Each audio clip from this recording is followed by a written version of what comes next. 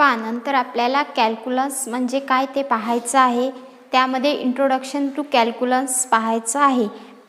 Calculus is the study of continuous changes in mathematical quantities. म्हणजे कॅल्क्युलसमध्ये कशाचा study होते, जे मॅथमॅटिकल क्वांटिटीज आहे त्यामध्ये कंटिन्युअसली चेंज होत राहते. This branch of mathematics was first develop by G.W. लेबनाइज and sir Isaac Newton. या दोघांनी काय केलेलं आहे, कॅल्क्युलसचा फर्स्ट शोध लावलेला आहे. नंतर आपल्याला यामध्ये दोन टाईप्स दिसतात. एक आहे डिफरन्शियल कॅल्क्युलस आणि सेकंड आहे integral calculus. This is a part of mathematics. हा मॅथमॅटिक्सचा पार्ट्स आहे. आपल्याला डिफरन्शियल कॅल्क्युलस म्हणजे काय ते पाहायचं आहे. त्याच्यामध्ये आपण first of all let us consider a function y equal to fx. एक फंक्शन कन्सिडर केलेलं आहे. नंतर here x is called as independent variable. जो त्यामधला x आहे तो काय आहे, इंडिपेंडंट व्हेरिएबल आहे. And f of x gives the value of y for independent of x. म्हणजे हे f of x कशावर डिपेंड्स आहे, x वर. And is the dependent variable आणि तो कसा आहे, डिपेंडंट आहे. त्यानंतर आपण काय एक डायग्राम पाहत आहे. इथं आपल्याला दिसत आहे x0 प्लस डेल x. म्हणजे इथं आपल्याला x0 ते x0 प्लस डेल x काय होत आहे, वाढत आहे डेल x. तसंच आपल्याला y ऑफ x0 दिसत आहे, नंतर y of x0 plus del x दिसत आहे. जसं यामध्ये इकडे काय दिलेलं आहे, average rate of change of y. आपल्याला y कंटिन्युअसली इन्क्रीज होत आहे विथ रिस्पेक्ट टू x. म्हणजे जर इथं y इन्क्रीज होत असेल तर इथं x इन्क्रीज होत आहे. हेच आपल्याला यामध्ये पाहायचं आहे. मग यामध्ये y जर चेंज होत असेल तर x0 प्लस डेल x हे सुद्धा काय होत आहे, चेंज होत आहे. तसंच आता आपल्याला डेरिव्हेटिव्ह्ज काढायचे आहेत. बरेचसे आहेत त्यांचे आपल्याला डेरिव्हेटिव्ह्ज काढायचे आहेत. फॉर्म्युले पण माहिती आहेत, मॅथ्समध्ये आपण पाहिलेलं आहे. जसं डेरिव्हेटिव्ह ऑफ लॉग x म्हणजे लॉग x काय होते, 1/x. तसंच आपल्याला इथं पण पाहायचं आहे डिफरन्शियल म्हणजे डेरिव्हेटिव्ह्ज काढायचे आहेत पुढे.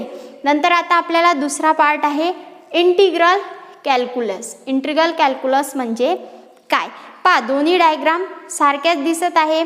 इथं f ऑफ x0 आहे, इथं f ऑफ a आहे. इथं y of x0 plus del x आहे, इथं f ऑफ b दिलेला आहे. आता इथं x0 आहे, इथं a b आणि a b c हा एक वेगळा ट्रँगल आहे. नंतर a c d e हा काय आहे, रेक्टँगल दिसत आहे. Integral calculus is the branch of mathematics dealings with properties of integral and their applications. म्हणजे फिजिकल इंटिग्रेशन आपण जे पाहत आहे, इंटिग्रेशनची साईन कशी असते, अशी integration of f of x dx. असं इंटिग्रेशन ऑफ x अशा प्रकारे आपण लिहितो. हे आपल्याला पाहायचं आहे. याच्यामध्ये आपण ही जी डायग्राम पाहिलेली आहे ही area under a straight line काय आहे, ही जो एरिया आहे हा पूर्ण कसा आहे, अंडर आहे. कशाच्या, या स्ट्रेट लाईनच्या. म्हणजेच area under a straight line, या स्ट्रेट लाईनच्या आणि या स्ट्रेट लाईनच्या अंदर आहे. हा जो एक रेक्टँगल आहे ACBDE हा एक अंडर म्हणजे जो शेडेड भाग आहे तो म्हणजे या रेक्टँगलमध्ये आहे. तसाच हा जो दुसरा शेडेड भाग आहे ABC हा पण अंडर आहे. आता यामध्ये एक पुन्हा दुसरी डायग्राम आहे. अशा प्रकारे सेम हेच, पण ही जी कर असते ही कशी असते, अशा प्रकारे. म्हणजे हा शेडेड एरिया नसतो. हे अप्पर लो होत जाते. म्हणजेच आपण म्हणू शकतो की एरिया अंडर अ कर, म्हणजे ही जी कर दिलेली आहे ही याच्याच अंडर काय असते, हा पूर्ण एरिया असते. तशाच प्रकारे या स्ट्रेट लाईनच्या अंडरमध्ये हा एरिया असते, तसाच या करच्या अंडरमध्ये हा एरिया असते. असे आपण दोन पाहिलेले आहेत. आता एक्स, इथं एक्स इक्वल टू काय आहे, ए आहे. इथं x0 इक्वल टू बी आहे, म्हणजे x0 इक्वल टू बी, किंवा आपण त्याला x equal to A, x equal to B असं सुद्धा म्हणू शकतो. मग पहा, आपल्याला याच्यासुद्धा काही प्रॉपर्टीज आहेत. जर दोन असतील, आपल्याला f1x प्लस f2x काढायचं असेल तर आपल्याकडे पहा इंटिग्रेशनची प्रॉपर्टी आहे, integration of f1x plus f2x. याचं जर का इंटिग्रेशन काढायचं असेल तर काय करतो आपण, इंटिग्रेशन दोघांना सेपरेट करतो, म्हणजेच integration of f1x plus integration of f2x dx. अशा प्रकारे आपण जर ॲडिशन असेल तर इंटिग्रेशन सेपरेट देतो. तसंच जर का एखादी कॉन्स्टंट असेल, कॉन्स्टंट मीन्स के, आपण सध्या के धरला आहे, integration of k into f of x dx, तर काय करायचं, के बाहेर काढायचा आणि इंटिग्रेशन एफ ऑफ एक्स dxला अप्लाय करायचं, म्हणजेच के काय आहे, कॉन्स्टंट आहे. तसंच जर का आपण खूप बरेचसे आहेत की इंटिग्रेशन काढायचं आहे, इंटिग्रेशन ऑफ लॉग एक्स, आपल्याला माहीत आहे लॉग एक्स dxचं डेरिव्हेटिव्ह काय आहे, 1/x. Integration and derivative is totally opposite. जर का आपण लॉग एक्स dxचं इंटिग्रेशन काढणार, डेरिव्हेटिव्ह काढणार आहे तर ते लॉग एक्स आहे. तसंच जर का आपण लॉग एक्स dxचं इंटिग्रेशन काढलं ते काय आहे, म्हणजे 1/x dxचं इंटिग्रेशन जर काढलं तर ते काय आहे, लॉग एक्स आहे. बऱ्याचशा क्वांटिटी आहेत. आता याच्याच बेसिसवर आपल्याला प्रॉब्लेम्स दिलेले आहेत. त्यासाठी आपल्याला मी तुम्हाला काही सोपी इंटिग्रेशन आहेत ते म्हणजे लर्न करून घ्यायचे आहेत. पहा, इंटिग्रेशन ऑफ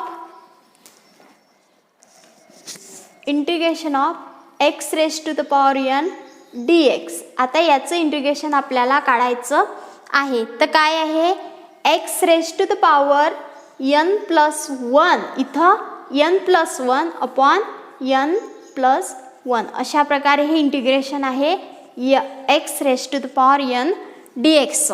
तसं आपण सेकंड पाहणार आहे, इंटिग्रेशन ऑफ 1/x dx. याचं इंटिग्रेशन आपल्याला काढायचं आहे. तर माहीत आहे लॉग एक्सचं इंटिग्रेशन 1/x, लॉग एक्सचा डेरिव्हेटिव्ह 1/x आहे, म्हणजे याचं इंटिग्रेशन काय येणार आहे, लॉग एक्स. ठीक आहे. नंतर थर्ड आहे आपण की आपल्याला काढायचं आहे integration of sine x. Sine एक्सचं इंटिग्रेशन काढायचं आहे. साइन एक्सचा डेरिव्हेटिव्ह काय आहे, कॉस एक्स, पण इथं काय येणार आहे, minus cos x. Integration of sine x dx equal to minus cos x. तसं फोर्थ नंबरला पहा, इंटिग्रेशन ऑफ कॉस एक्स. आता आपल्याला कॉस एक्स dx याचं आपल्याला इंटिग्रेशन काढायचं आहे. काय आहे, sine x. Sine x. Fifth नंतर आपल्याला इंटिग्रेशन काढायचं आहे e raise to the power x dx, म्हणजे e raise to the power x dx. याचं इंटिग्रेशन काढत असताना काय येते, सेम तीच क्वांटिटी येते, म्हणजे e raise to the power x. हे काही इंटिग्रेशन आहेत आपल्याला दिलेले. याच्यानंतर याच्याच बेसिसवर आपल्याला प्रॉब्लेम फाइंड करायचं आहे. हा फॉर्म्युला लक्षात ठेवायचा, integration of x raise to the power n dx equal to x raise to the power n plus 1 upon n plus 1. आता आपल्याकडे एक इंटिग्रेशन काढायचं आहे, integration of x raise to the power 8 dx. आता आपल्याकडे x raise to the power n, x raise to the power n dx हा formula आहे. काय आहे, x raise to the power n plus 1 upon n plus 1.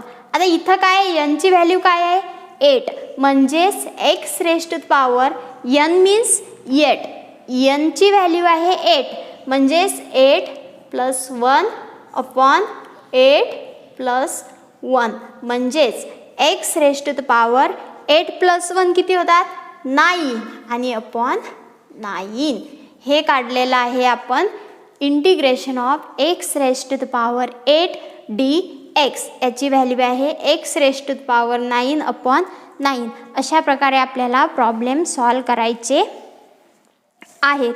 असेच आपण हे झालं इंटिग्रेशन. अशा प्रकारे आपण डेरिव्हेटिव्ह सुद्धा काढू शकतो. डेरिव्हेटिव्ह काढायसाठी सेम हाच फॉर्म्युला आहे फक्त कसं आहे मायनस आहे. Derivative of x raise to power n काय आहे x raise to power n equal to इथं काय येणार आहे फक्त x raise to power n -1 upon n -1. मग आता इथं जर का 8 असेल हेच एक्झाम्पल आपण घेणार आहे x रेज टू पॉवर 8 चा डेरिव्हेटिव्ह आपल्याला काढायचा आहे. तर काय येणार आहे x raise to power 8 -1 upon 8 -1 means x raise to power 8 -1 7 म्हणजेच x raise to power 7 upon 7.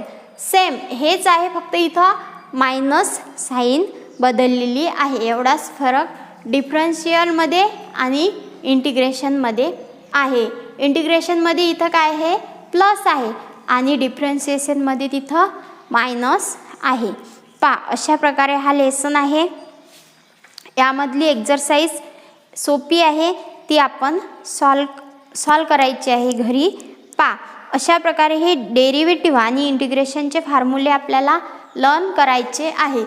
Derivative of x raise to power n equal to x raise to power n -1 ही n equal to 8 means 8 -1 upon 8 -1 x raise to power 7 upon 7. आता या डेरिव्हेटिव्हमध्ये इथं minus आहे आणि इंटिग्रेशनमध्ये इथं plus आहे. इथं हीच व्हॅल्यू आहे हेच एक्झाम्पल आहे x रेज टू पॉवर 8 आणि इथं पण x रेज टू पॉवर 8 म्हणजे याची व्हॅल्यू काय आलेली आहे x raise to power 9 upon 9 आणि इथं x raise to power 7 upon 7. हे दोघांमध्ये इंटिग्रेशन आणि डेरिव्हेटिव्हमध्ये फरक आहे. अशा प्रकारे हा लेसन आपण पाहिलेला आहे. यामधली एक्झरसाइज घरी सॉल्व करायची.